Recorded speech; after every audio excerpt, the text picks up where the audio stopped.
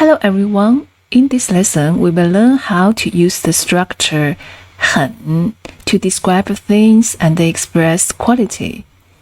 很 means very and is placed before the adjective to emphasize the meaning of the adjective. Okay, let's look at some examples. The first one, 这个苹果很甜。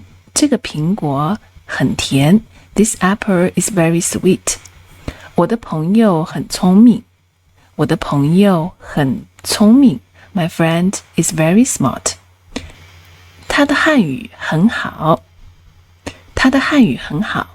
Her Chinese is very good. Okay, let's do some practice. Practice 1. Translate the following sentences into Mandarin Chinese. Use this structure. The weather is very hot. The milk is very cold. The book is very interesting. How to say that in Chinese Mandarin? Practice 2. Complete the sentences below with the correct adjective.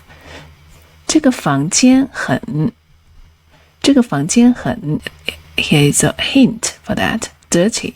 这个房间很 dirty. How to say that? 我的手机很 expensive. 这个电影很 funny. Okay.